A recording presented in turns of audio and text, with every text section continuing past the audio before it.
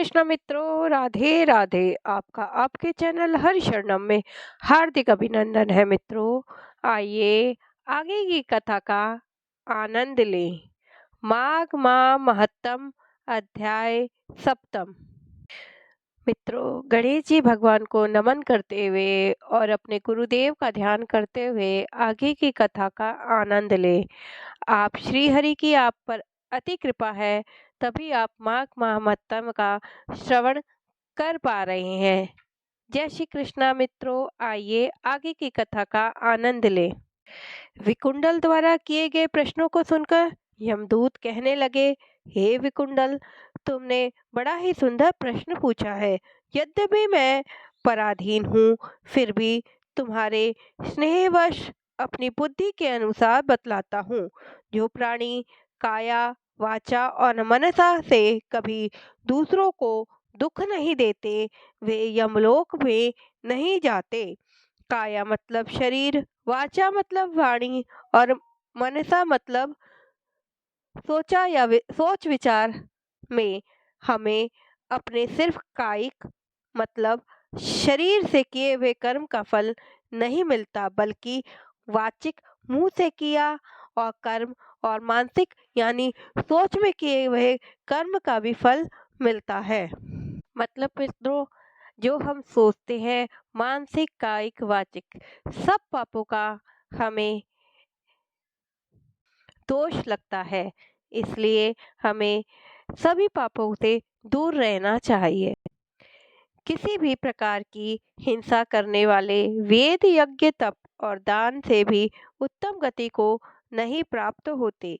ऋषियों ने अहिंसा को सबसे बड़ा धर्म, तप और दान बतलाया है। जो मनुष्य जल या पृथ्वी पर रहने वाले जीवों को अपने भोजन के लिए मारते हैं, वे काल सूत्र नामक नरक में पड़ते हैं और वहां पर अपना मांस खाते हैं और रक्त पीप पान करते हैं तथा पीप की कीचड़ में उनको कीड़े काटते हैं। दूसरे जन्म में वो हिंसक जन्म से ही अंधे, काने, कुबड़े, लूले, लंगड़े, दारिद्र और अंगहीन होते हैं। इसी कारण इस लोक तथा परलोक में सुख की इच्छा करने वाले को काया, वाचा तथा मन में दूसरों का द्रोह नहीं करना चाहिए। जो हिंसा नहीं करते, उनको किसी प्रकार का भय नहीं होता है। जिस तरह सीधी और टेढ़ी दोनों प्रकार की बहने बहने वाली नदियां समुद्र में मिल जाती हैं, वैसे ही सब धर्म अहिंसा में प्रवेश कर जाते हैं। ब्रह्मचारी, गृहस्थ, वानप्रस्थी तथा यति सभी अपने अपने धर्म का पालन करने और जितेंद्रिय रहने से ब्रह्मलोक को प्राप्त करते हैं। जो जलाशय आदि बनाते हैं और सदैव पांचों यज्ञ करते हैं, वे यमपुरी नहीं जाते।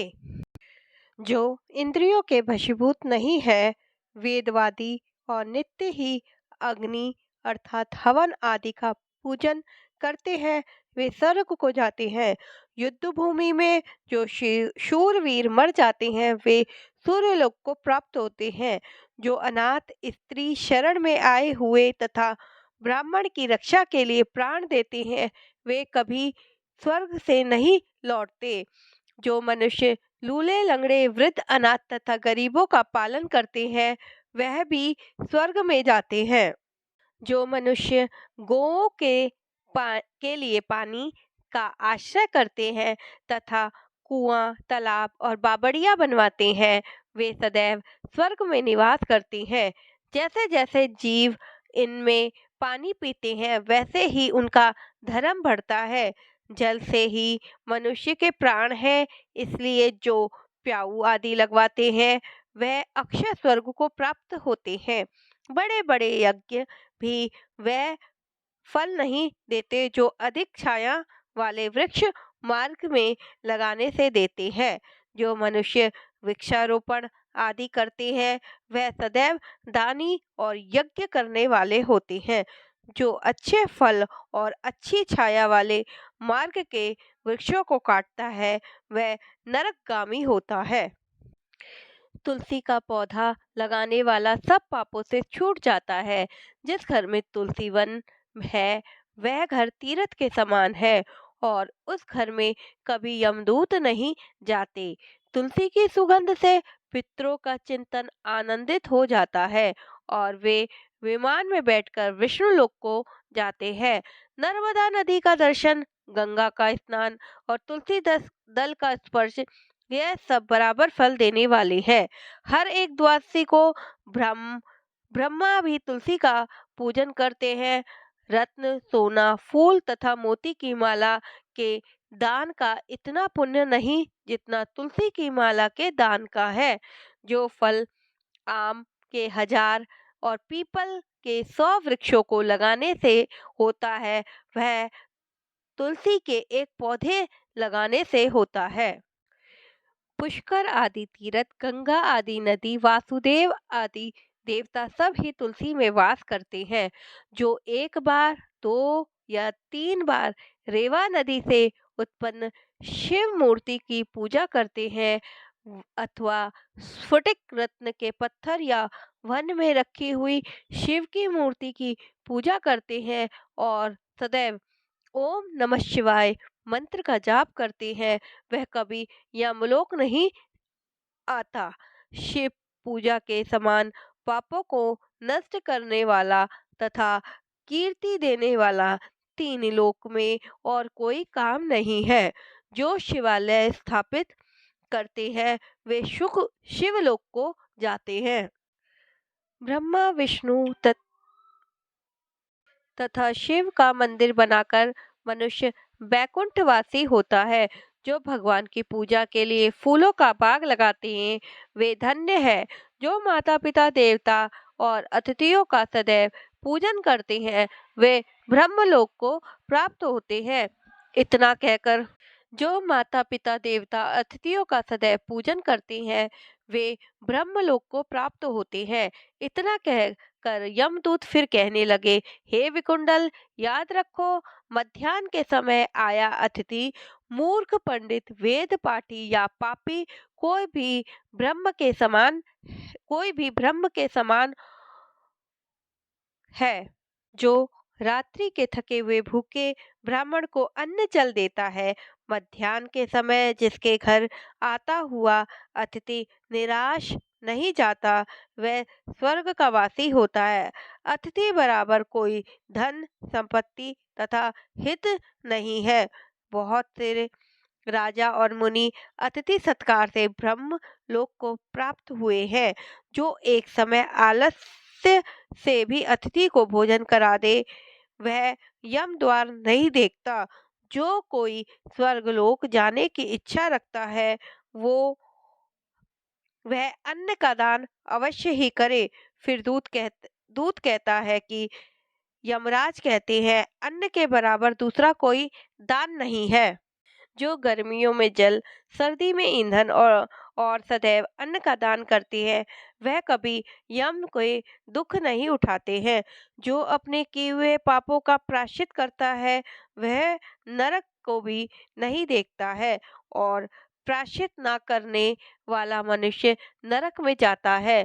जो काया, वाचा और मन से किए हुए पापों का प्रायश्चित करता है वह देव और गंधर्वों से शोभित स्वर्गलोक को प्राप्त होता है। जो नित्य ही व्रत, तप, तीर्थ करते हैं और जितेंद्रिय हैं वह भयंकर यम को नहीं देखते हैं। नित्य स्नान करने से बड़े बड़े पाप नाश हो जाते हैं और मनुष्य यम को नहीं देखता। बिना स्नान पवित्रता कैसे हो सकती है। जो मनुष्य पर्व के समय बहते जल में स्नान करते हैं वह बुरी योनि नहीं पाते, ना ही नरक में जाते हैं। माघ मास में प्रातः स्नान करने वाले मनुष्यों को नियम पूर्वक तिल पात्र और तिल कमल का दान करना चाहिए।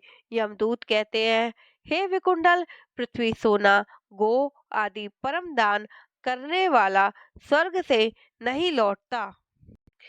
पुण्य तिथियों और संक्रांति आदि को थोड़ा सा दान करके भी मनुष्य बुरी गति को नहीं प्राप्त होता। सत्यवादी, मौन रहने वाला, मीठा बोलने वाला, क्षमाशील, नीतिवान, किसी की निंदा न करने वाला, सब प्राणियों पर दया करने वाला, पराये धन को तिनके के समान समझने वाला मनुष्य कभी नरक को नहीं भोगता। माघ माह महत्तम, सप्तम अध्याय समाप्तम। हरे कृष्णा मित्रों, राधे राधे। आप भी माघ माह महत्तम का आनंद लीजिए और आगे इस वीडियो को लाइक शेयर करें और सब्सक्राइब करें मेरे चैनल को। आगे अपने फ्रेंड्स रिलेटिव में शेयर करें जिससे वो भी इस कथा का आनंद ले सके। जय श्री कृष्ण मित्रों, राधे राधे।